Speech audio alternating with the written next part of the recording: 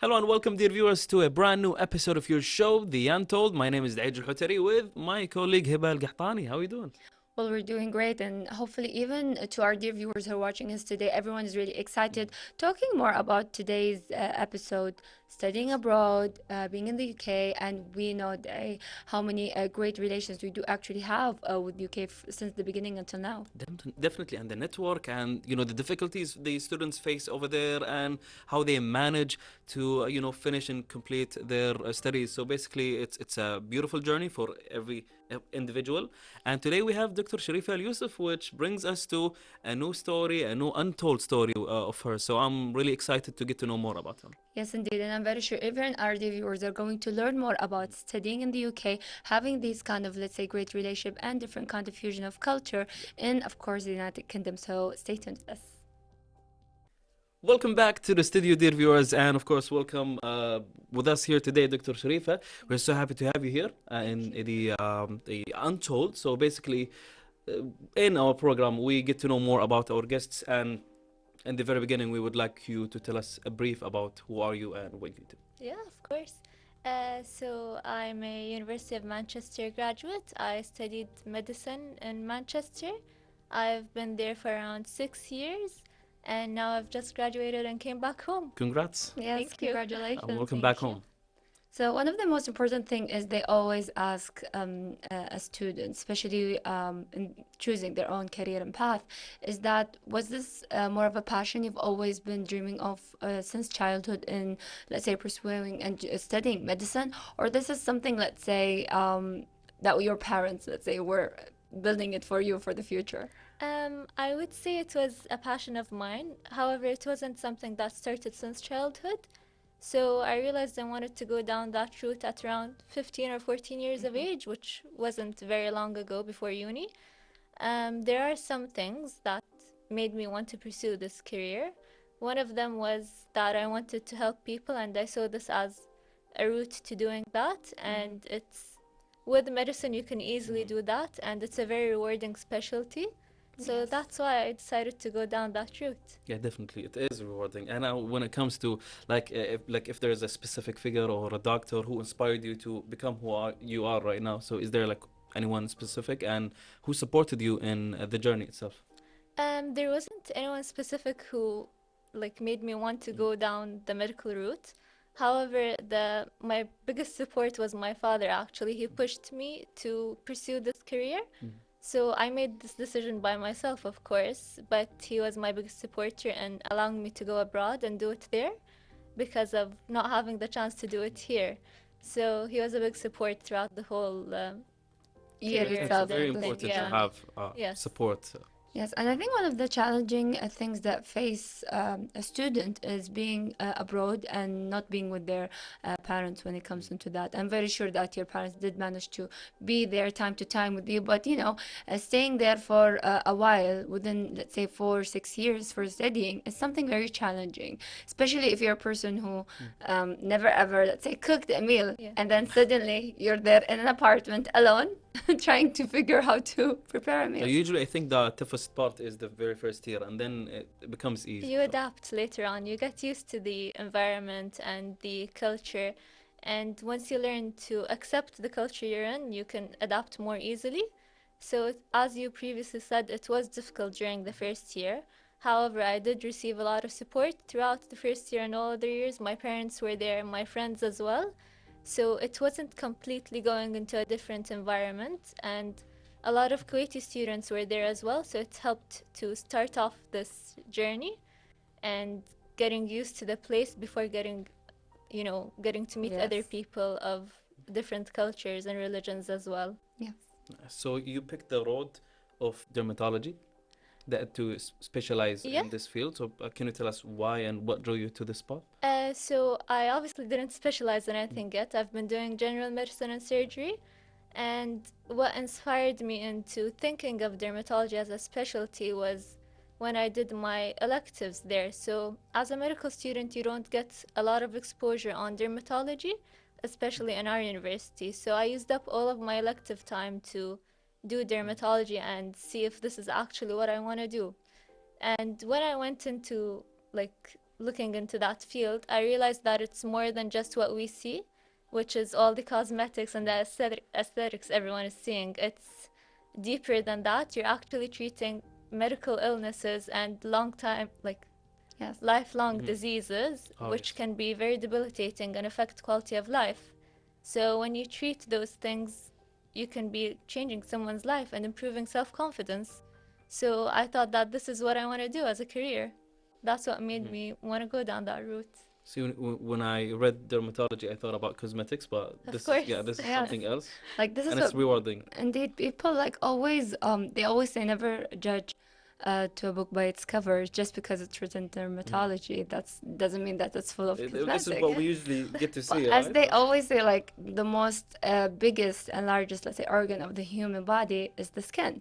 So when it comes into dermatology, you can see how, let's say, huge is this field, having different kind of, let's say, diseases, kind of, let's say, rejuvenation, let's say, when it comes into the human skin itself is something very beautiful. But at the same time, we have lots of people who could end up having a scar, having, let's say, these kind of injuries that let's say talking more about that specifically is very great to, let's say, have as a specialty for the upcoming future. Now I'm very sure it was very, let's say, challenging and difficult because you always, especially when people think about medicine students, they always say that they're going to study and then they'll graduate, they'll work, and then that's it. But people won't consider that there's actually a process when it comes into, let's say, graduating and working on. So maybe you'd like to tell us more about these kind of procedures. Like once a student graduate, what happens? Like, do they immediately work? Do they immediately try to specialize in something? Okay, so when a medical student graduates, you usually do a trainee year,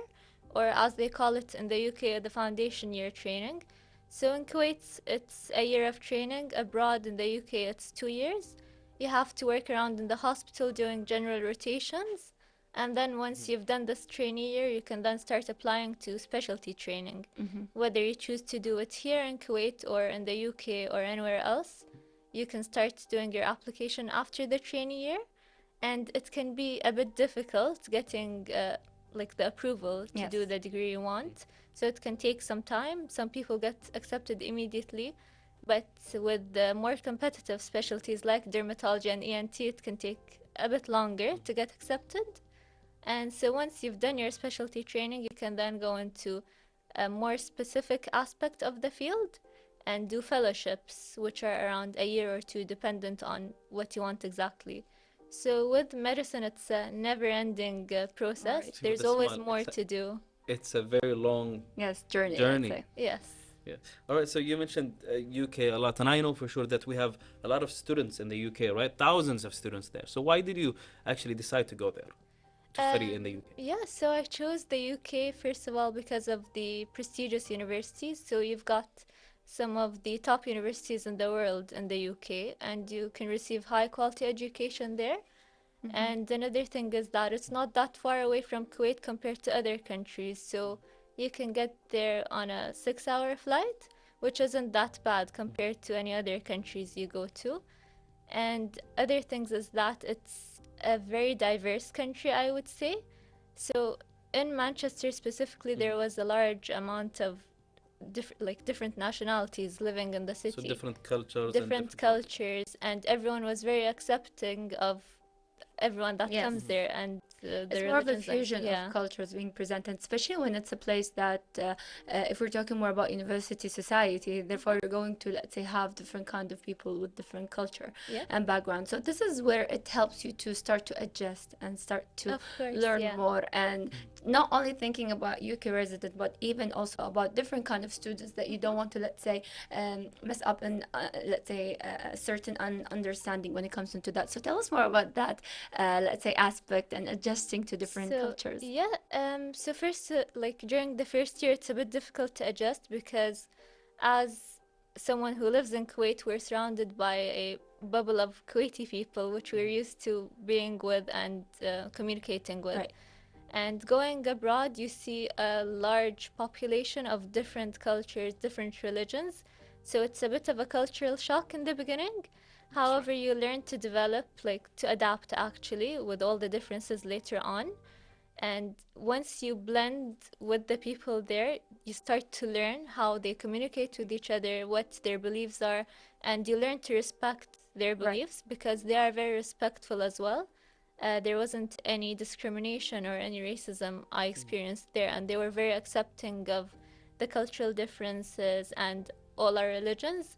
So you do pick up some good things there as well. Yeah. Yeah, and it's good to know about different cultures and communicate with different people because in the long run, like whether you've done a medical degree or you've done anything else, you're bound to communicate with people of different cultures and of different countries. So it comes in handy if you learn that early on in life, I would say. Yes, later on it will be very important and Yes, it comes in handy, yeah. definitely. So, how about like a description of your academic year or life in the UK? Can you elaborate and tell us more about that and about also the most demanding or rewarding aspect of your studies? Okay, so academic life is the normal, I would say. We started off with 2 years of undergraduate studies, which was university based. And then during our third year on to fifth year, which is the last 3 years, we went on to clinical training. So we were based completely in hospitals. We didn't see the university anymore. And I would say that this is a plus point for UK universities because we start off clinical training quite early on compared to other places. And my personal opinion is that we need to start clinical training early. It's because medicine is more clinical than Practical. paper-based. Yeah, so you need to actually practice medicine in order to learn medicine. So it was quite a good thing that we started quite early on during the course. Yes. And I believe most of the challenge things that starts with medicine students is dealing with people and how to, let's say, try to take all of the information and that kind of aspect. So do tell us about that kind of, let's say, interesting Yeah. feeling that you faced in the beginning. Of course, yes. So during the first clinical encounters, it was a bit difficult communicating with patients. It's not because of the language barrier or anything, it's more of a communication thing. It's because in the UK, they communicate with each other in a different way. They have, like, it's not similar to Kuwait. In Kuwait, we're used to speaking to each other in a Yes. specific way. So you had to adjust the way you speak to patients there, like to how they Yeah. speak, which was quite difficult in the beginning. It's not something you pick up quite quickly. And it took some time to adjust, to be honest. So sometimes I've asked questions that the patients wouldn't understand because I was thinking of them in Arabic. Okay. So that was quite an issue at the beginning, but they were very friendly and accepting of these things. And the patients there were all willing to help because they knew that we were students and we needed to practice. So even with the communication barriers and everything, they're all willing to help. And with time, you learn to communicate with them because you mix in with a lot of British students on the degree as well. And when you communicate with your fellow colleagues, you learn how to communicate with the British citizens in the hospital as well. Right. So it was like a win-win situation, I would say. Yeah. So regarding meeting, different people from different regions and cultures, in the UK specifically, you get to meet, as you mentioned, a lot of people, right? So, Yes. and specifically in Manchester, you decided to Yeah. study there, and this brings us to the question: why did you decide to go to Manchester, and what kind of culture, or traditions that you got introduced to there, and learned more about? So I decided to choose Manchester because of the university, obviously. It's one of the top universities in the UK, and I liked the way in which the medical degree was designed, so that was my primary reason. However, other reasons include that it's a very diverse city. You get a lot of people there from different nationalities, so you don't feel lost there, basically. There's a lot of people that are in a similar situation. So that was primarily why I chose the city, and because of the location. So Manchester is considered a second London, I would say. It's a city as well, but it's not as big as London. So for me, I like the city life, and that's why I chose Manchester as a place to go for university. Yeah. Yeah. Especially when we're a Kuwaiti youth, you always find something that's related to your country, which is, of course, spending time with your friends and having Yes, that of quality, course, let's say, yeah. time. So I guess it's one of the great choices that you actually managed to do. Yeah, I'm glad I did. Right. All right, so we have more questions, but for now, let's take this really quick break and we'll be back to you, dear viewers. And we're back, dear viewers, to continue with our guest, Dr. Shireefa. So I'm thinking, especially when I go back in time, and I start to think about university, these kind of, let's say, memories that comes into your head, the kind of getting late for the, let's say, quiz, having let's say, a rush hour when it comes into heading towards the let's say, The court class. and class and everything. So do tell us about these kind of memories that faced you, especially when it comes into, let's say, dealing with these classes. Like, people used to say that studying in UK is, let's say, kind of difficult in a way that, speaking about the language, everyone is, let's say, on time in particular, in that kind of sense. So yeah, I think that what you're talking about is the discipline mainly. yeah, So, in the UK, they are quite disciplined. They're very picky with the time and everything, but I see that this is something that makes sense. And you have to be on time for things. It's respectful, I would say, that you're on time to things. So this is something that I picked up even more when I was studying there. So it wasn't something completely new to me. So I've known about this before going there as well. However, when you went there, it was something that you pick up more and you learn to respect that. It's not something that is like a chore to do. You learn to respect that because it teaches you to respect people's time, basically. So attending on time and being there for classes and everything, it's a way of respecting the people that you're going to. right. So I would say it might have been a bit challenging in the beginning because sometimes we do get late and everything, and if you give the right reasons and everything, they like respect that. So Yeah. always tell them in advance that you're gonna be late or anything, but never be late If you're because late, you're yeah, late. That's Yeah. it. if you're late, you're tardy, late. that's Yeah. it. So it's a way of respecting people's time, I would say. Indeed. Yeah. Yeah, Indeed. and eventually it teaches you to be on time. Yes, So, exactly. Here Yeah. in Kuwait, we have a Kuwaiti time and we have the Right. That's the true. Yeah. European So time. So when I you're on first came- time. Yeah, you're not from Kuwait. That's it. Unfortunately, we have this, but yeah, we will try to work hard. They always say, like, there's a saying that if you are on time, that means that you are on an English timing, like you're on time, Ah, so yes, you're this is English, what I right? wanted to say. Yeah.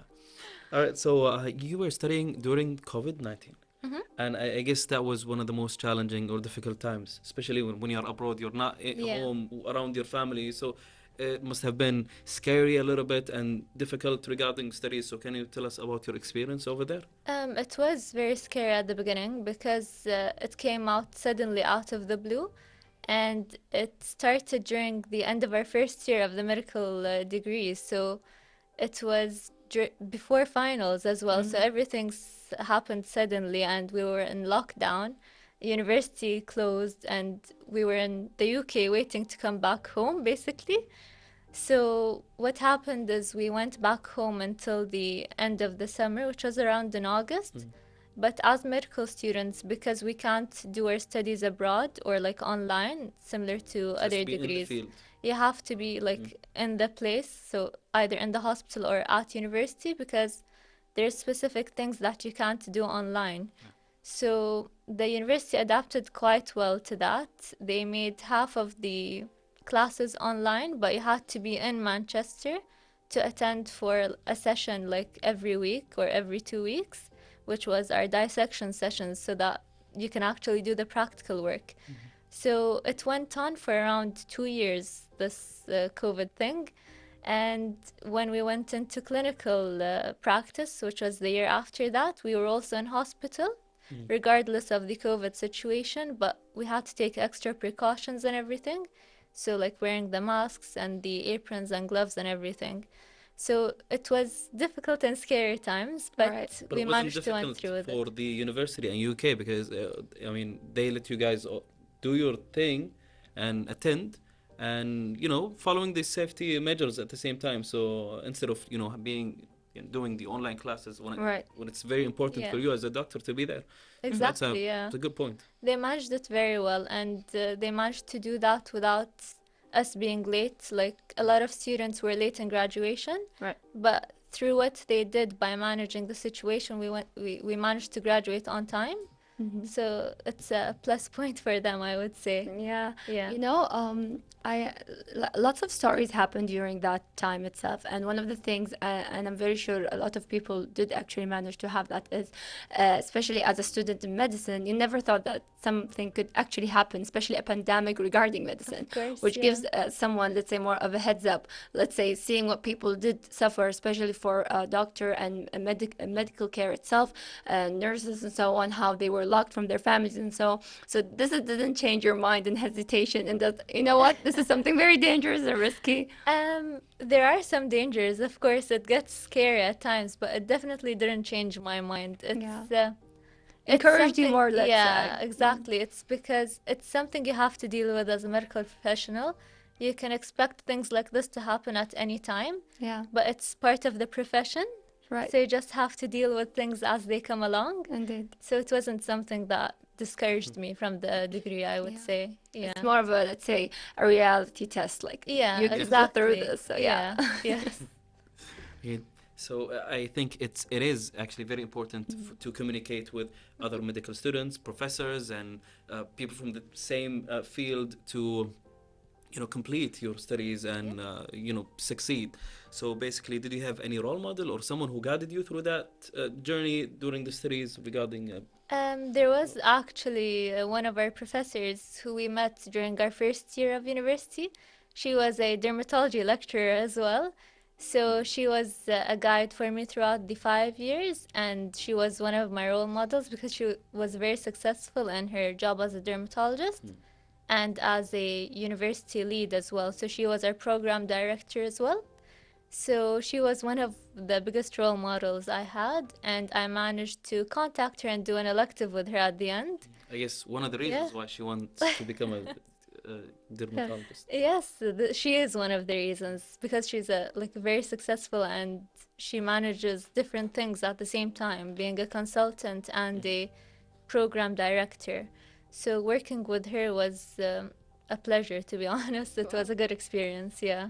And it's more of a very great way to see how she managed to balance her life in that matter of sense, because she do have big responsibilities dealing with her own specialty and also dealing with students themselves, which raises a point to a specific, let's say, matter, which is finding a balance, especially for a student who's studying medicine abroad, trying to manage your lifestyle, your system. I'm very sure there's a specific routine that you, Dr. Shireefa, do actually say have and keep in mind, especially at the times that you spend in the UK. So maybe you'd like to tell us more about that kind of, let's say, matter itself. Yeah, of course. So being realistic, as a medical student, you don't have much free time. So it's usually going to the hospital during the day, coming back and making sure to do the academic things, which is the studying and everything. But of course, you need some time for yourself or to do your own activities. So during that time, it would either be doing the house chores, I would say, Yeah. or like going to the gym or going for a walk outside. So as a medical student, you need to maintain your well-being as well, which is Right. something that university drilled into us very well. They were always talking about maintaining well-being. So in order to maintain well-being, different people do different things. So for me, it was having a walk outside because the weather is normally not as hot as it is here. Right. So you could do that. And during holidays or weekends, you can always go to different cities around you. Because as I've said, Manchester is in the center, so you can easily go anywhere else, like Leeds or Liverpool or down to London as well. There's a lot of places to explore in the UK, so if you want to go somewhere more chill and in the countryside, you can always go to Scotland. And if you want something even more city-like, you can go down to London. So there's a lot of options to explore around you. Yeah, I'm sure you miss these days. definitely, yes. So I'm pretty sure that you mentioned previously something about the communication barrier, specifically with the patients who were clearly suffering from different cases. So how did you manage actually to talk to them and break the barrier? So as medical students, we do get communication lessons to teach us how to communicate with patients. However, it depends on you as a person. You develop your own communication technique, and it comes with practice, I would say. So the more patients you see, the more involved you are in the clinical environment, you learn to develop your own communication style with the patients. And what I've noticed is the more friendly you are with patients, the more you're likely to get information from them and try and helping them. So it all depends on you as a student and how you use your time in the hospital, I would say. This is I think one of the important points for me was using my time wisely in the hospital.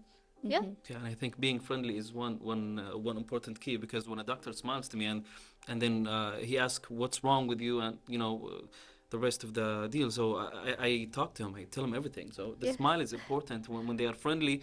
This is actually one important thing. So yes, I totally agree with that.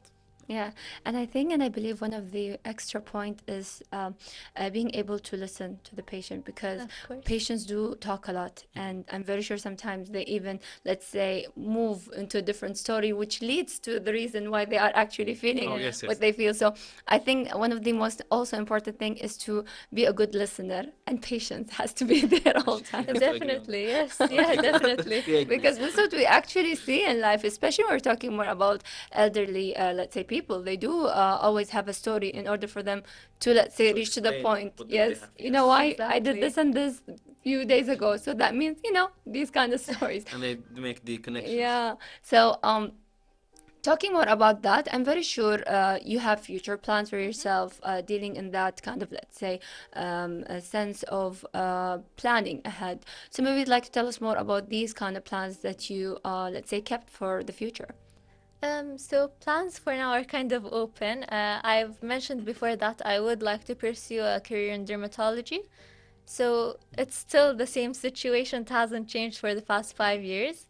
However, I'm still open to looking at other specialties as well, because work life is different to your life as a medical student in the hospital.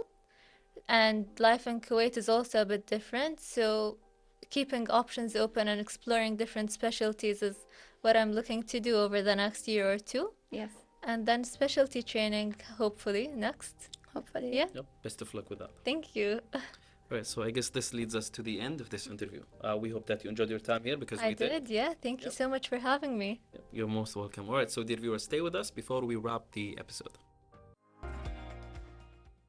All right, so that was Dr. Shireefa Alyousef, dear viewers. It was a beautiful interview, and now you get to know more about the life in the UK, and Yeah. the difficulties and obstacles you face during studies, and of course the rewarding aspects of the field and the study abroad in general. Yes, and one of the interesting things that she mentioned is talking more about the location of the place where she studied, Manchester. Talking more about how it's in the center, it's everything, let's say, connected and related, which is something very beautiful. And especially for people who are studying abroad, most of the important thing is to have a very great location Yes. where you could actually enjoy studying and, of course, exploring the country. Yes, so it was a very beautiful experience for her, and of course, hopefully, there's a new experience for those who are studying abroad as well.